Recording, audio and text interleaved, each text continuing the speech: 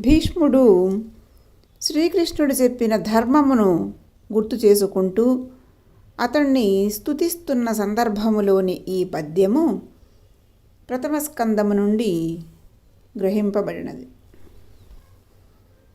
తనకున్ భృత్యుడు వీనిన్ కాచుట మహాధర్మంబువమ్మంచు అర్జున సారథ్యము పూని పగ్గములు చేజోద్యంబుగా పట్టుచున్ మునికోలన్ వడిన్ పూని ఘోటకములన్ మోదించి తాడించుచున్ జనులన్ మోహమునొందచేయు పరమోత్సాహం ప్రశంసించేదన్.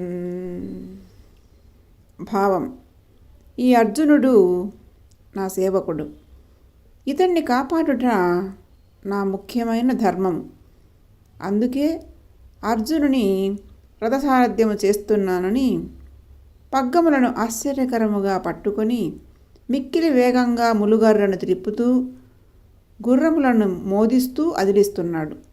చూసే ప్రజలను ఆశ్చర్యచకితులను చేస్తున్న శ్రీకృష్ణుని స్తోత్రము చేస్తున్నాను.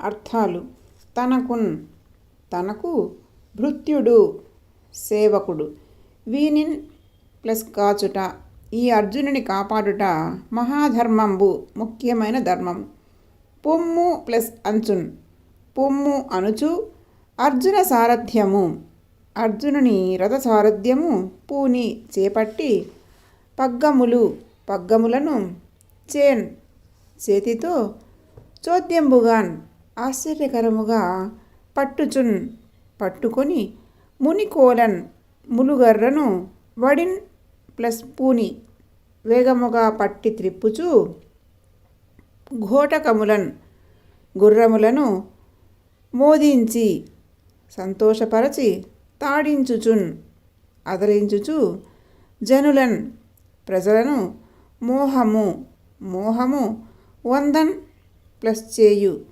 పొందచేయుచున్న, పరమ ప్లస్ ఉత్సాహున్ మిక్కిలి ఉత్సాహము కలవానిని శ్రీకృష్ణుని ప్రశంసించెదన్ స్తోత్రము చేసెదను.